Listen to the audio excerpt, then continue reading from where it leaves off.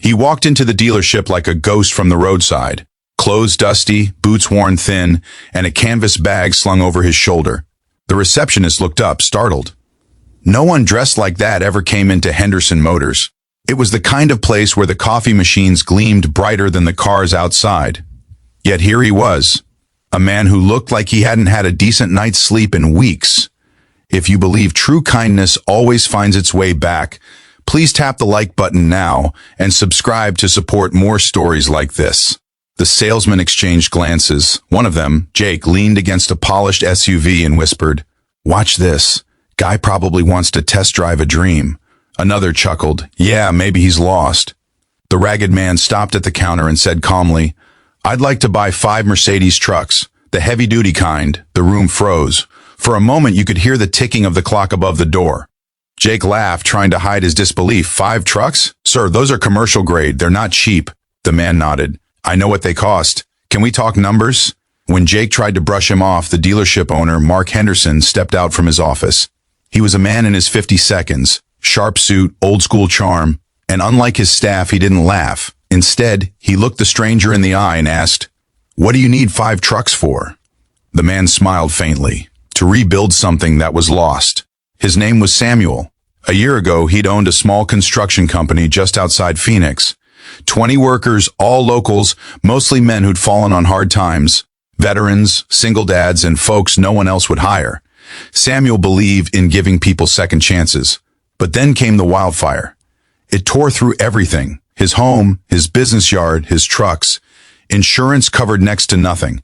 By the time the flames died, Samuel had only what he could carry in that canvas bag. He didn't beg. He worked odd jobs, slept in his old pickup until even that broke down.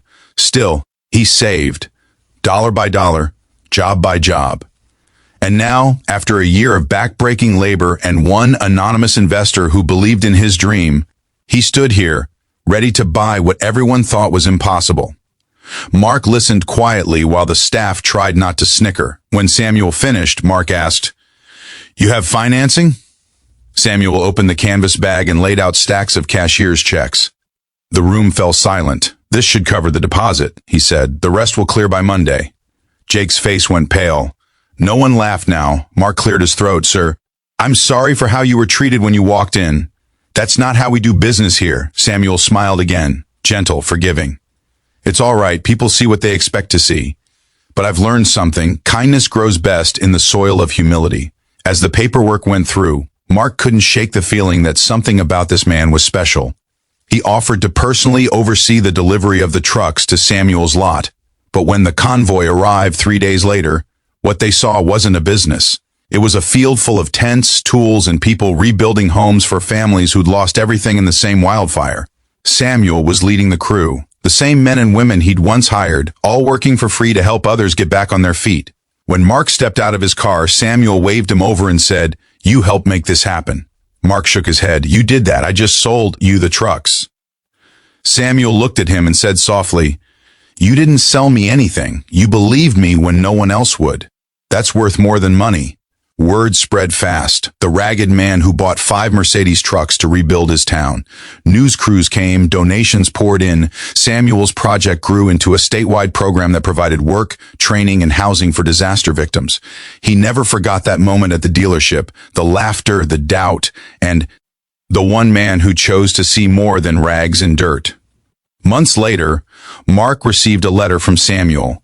Inside was a photo, 5 gleaming trucks lined up in front of new homes, and a note that read, "You taught your team a lesson that day. Never measure a man by what he wears. Measure him by what he carries inside." Mark framed it and hung it in the dealership lobby. Beneath it, he placed a small plaque in honor of second chances and the people who believe in them. We'd love to hear your story. What is the most memorable act of unexpected kindness you have witnessed or received? Share it in the comments below. And if this story touched your heart, please like, share, and subscribe, because the world needs more reminders that real kindness can change everything.